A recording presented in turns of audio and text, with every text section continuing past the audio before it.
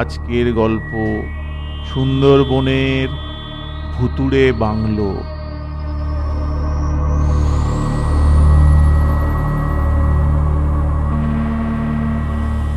বিজয় সুন্দরবনের একটা ফেরিঘাটে বসে আছে।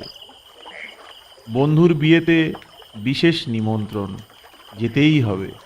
অফিস থেকে দুপুরে বেরিয়েছে। তারপর ট্রেন বাস জার্নি করে নদীর ঘাটে এসে যখন পৌঁছল তখন রাত হয়ে গেছে। আশেপাশে কোনো লোকজন নেই।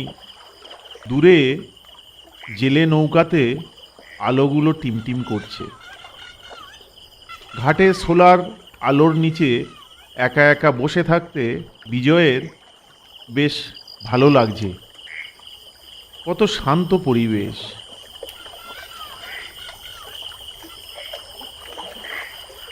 কুলকুল জলের আওয়াজ আর মাঝে মাঝে রাতজাগা পাখিদের ডাক কানে আসছে। এমন সময় একটা গুনগুন গানের আওয়াজ কানে আসতেই বিজয় ঘাড় ঘুরিয়ে দেখল একটা লোক টলতে টলতে আসছে।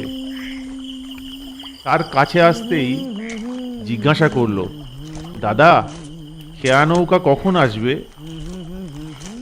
গান থামিয়ে তাল সামলে লোকটা বলল, এ বাবা, এত রাতে ভূতের মতো এখানে বসে আছো? আমি কলকাতা থেকে আসছি, দুলকি যাব, বন্ধুর বাড়ি। খেয়া নৌকা কখন আসবে? ধুস, নেশাটা একটু জমে উঠেছিল, পুরো চটকে দিল। কোথায় যাবে বললে? দুলকি যাব, নৌকা কখন আসবে? এত রাতে নৌকা? এটা কি কলকাতার বাস যে মাঝ রাতেও পাওয়া যাবে? সন্ধ্যের পরে সব ঘুমিয়ে পড়েছে, দেখছো না আশেপাশে কেউ নেই। বসে থাকো, বরাত ভালো থাকলে ঝন্টু মাঝির নৌকা পেয়ে যাবে। বলে লোকটা চলে যাচ্ছিল। আবার ফিরে এসে বলল, একটা কথা বলি শোনো, ঝন্টুর নৌকায় কিন্তু কারোর সাথে কথা বলবে না, ঠিক আছে?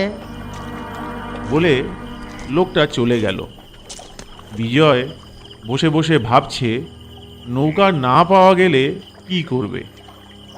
ঘড়িতে দেখলো রাত 10টা বাজে।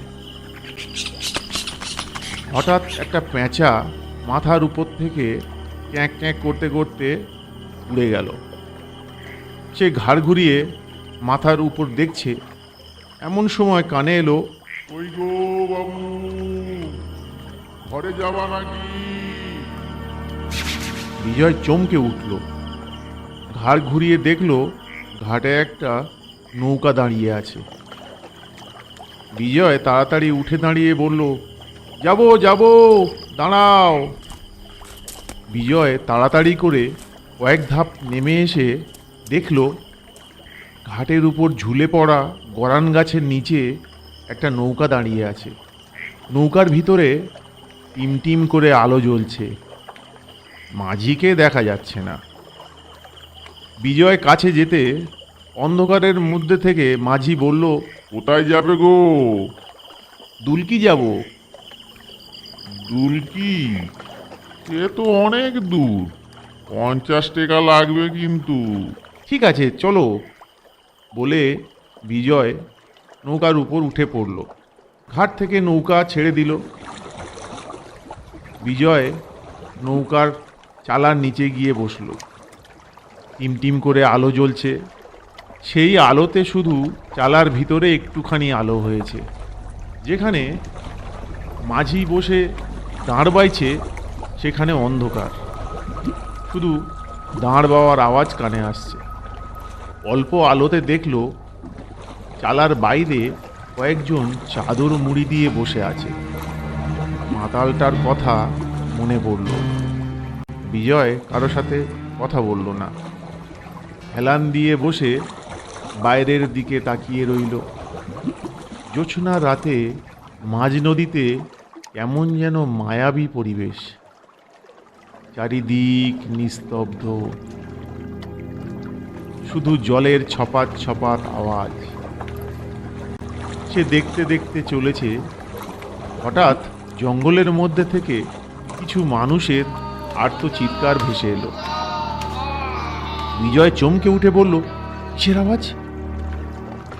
পাশের লোকটা একটু নড়ে চড়ে বসলো, তারপর বলল, ভয় পাবেননি বাবু, এখন পূর্ণিমার শেষ প্রহর তো, তাই সাহেব বাংলোতে সবাই জেগে উঠেছে। তুমি জানলে কি করে? ওই জঙ্গলের মধ্যে একটা সাহেব বাংলো আছে, আমি ওখানে কাজ করতুম। ওরা আমাকে আদর করে হরি বলে ডাকতো। হরিদা এটা এনে দাও, হরিদা ওটা এনে দাও, আমাকে কত ভালোবাসতো। তবে আমার নাম আসলে হ্যারি। আমার মা হিন্দু আর বাবা খ্রিস্টান। আমি ছিলুম ওই বাংলোর প্রধান চাকর।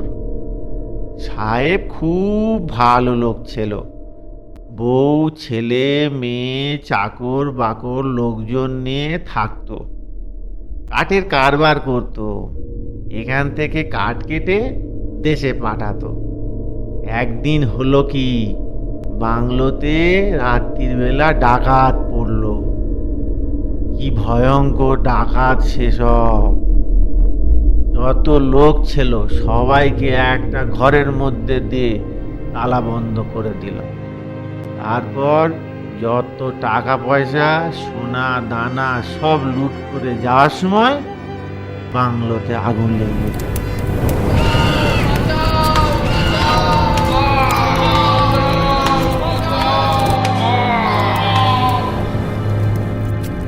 তারপর আর কি, পরের দিন লোকজন এসে দেখে সব পুড়ে ছাই।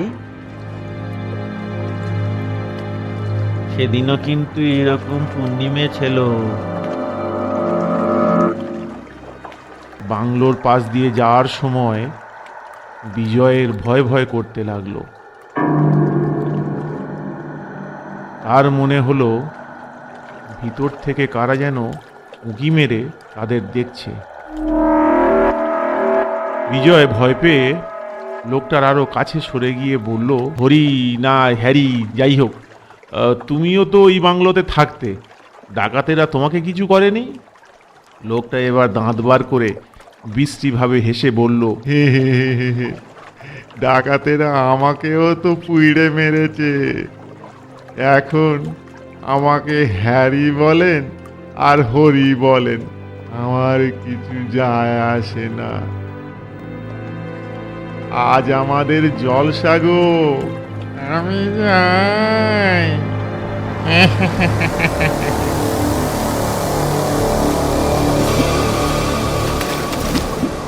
বলে লোকটা নৌকা থেকে লাফ দিয়ে নদীতে পড়ল।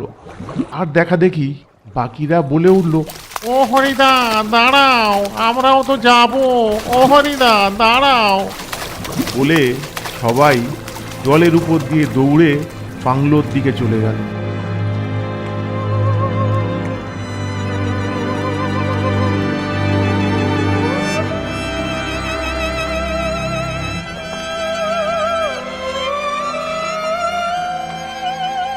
বিজয়ের মাথা ঘুরতে লাগলো।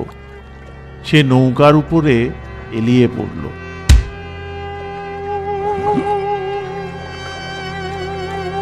প্রিয় বন্ধুরা, গল্প ভালো লাগলে লাইক, শেয়ার এবং সাবস্ক্রাইব করতে ভুলবেন না।